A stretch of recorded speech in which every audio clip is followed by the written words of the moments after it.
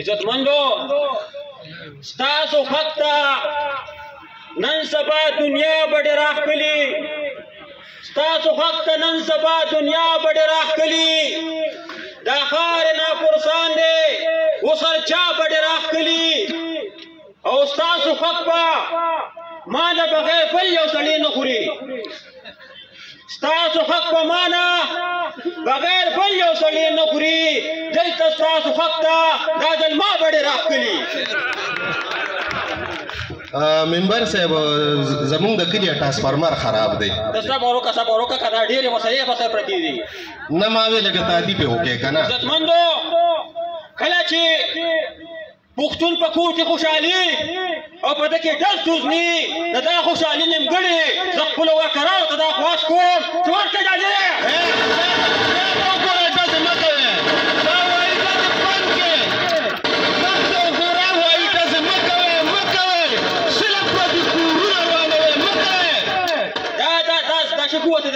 دا ماته د اپوزیشن لیډر ښکاري دې کورسۍ دی نه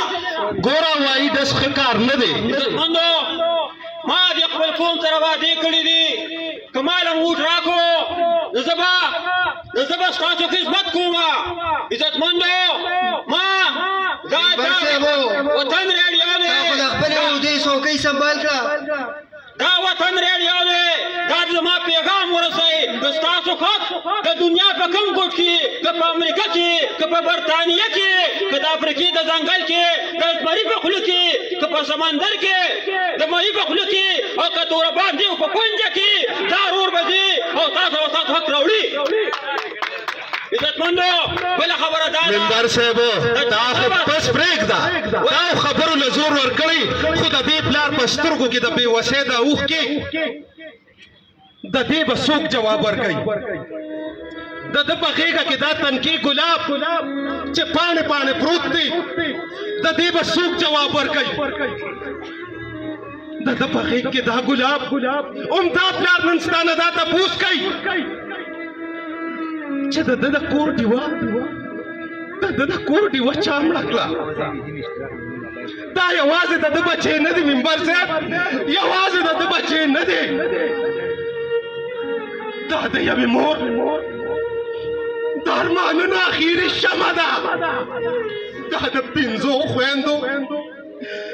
د پنځو خویندو د سیالۍ آینه ده د دې مور او د خویندو د دې دردېدلو سوالونو جواب شته چا سره شته دا یوازې د ده په غېږ کې نه دی منبر صاحب دا یوازې د ده په غېږ کې نه دی دا زما او ستاسو په غېږ کې هم دانواله پروت دی منبر صاحب د ده په لاسونو د سیدا رنګ دا خو د سپرلي د پرپرکو هغه رنګ دی نو دا چا په وینو ککړ کو منبر صاحب دا چا په وینو ککړ کو د ده دا نازک بدن د وینو دارې تر اوسه پورې د ده په کتابونو شیندلې پرتې دي که د ده مور دا تپوس وکړي چې زما غېږه چار وانه کړه او که د ده مور دا تپوس وکړي چې زما د زړه ګل چا اورېده منبر صاحب او یا د ده خویندې دا تپوس وکړي چې زمونږ د سر څادر چا ریخې کو یا د ده خویندې دا تپوس وکړي چې مونږ چا بېروره کړو نو د دې سوال جواب شته چا سره ای زما کامه د خدای د روحې نه ویریږئ د خوشحالۍ د اظهار لپاره د ټوپک ژبه ضروري نه ده د خوشحالۍ منځلو نورې هم ډېرې طریقې دي نو خپلې خوشحالۍ په غمونو باندې سله بدلوئ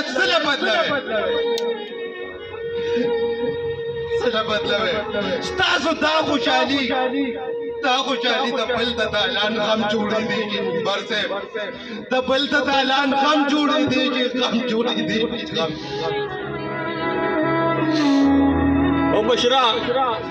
مشره کاش چې ما ستا په خبرو مخکې عمل کړو نو نن به دا ماشوم د پلار په غېږ کې نه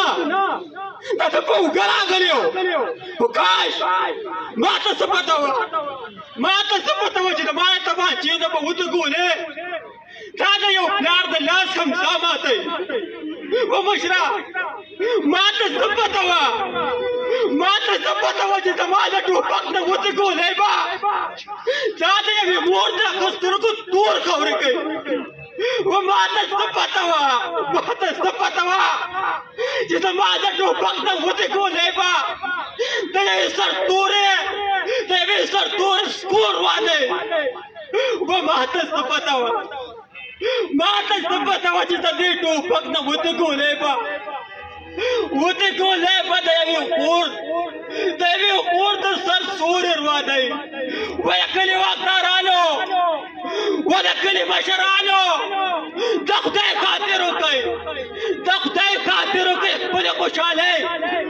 خپلې خوشحالۍ د ټوپک په کارېدو مه ښایسته کوئ خپلې خوشحالۍ د خپل چمګاوڼ په خوشحالو خوشحاله کوئ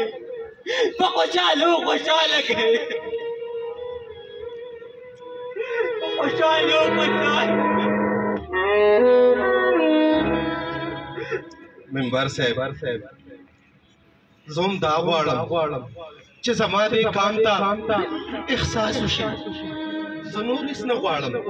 زه صرف شعور غواړم چې زما په کام کې صرف شعور پیدا شي او دا شعور به مونږ کې څنګه راځي دا به زمونږ په مرسته راځي ځکه چې دا قدم به مونږ لومبې د خپل کور اوچتو د خپل کوره ډېره مننه نو دا پیغام به نن وطن ریډیو د خپل قوم ته د خپل ولس ته ورکوي ځکه چې وطن ریډیو د ولس د زړه اواز دی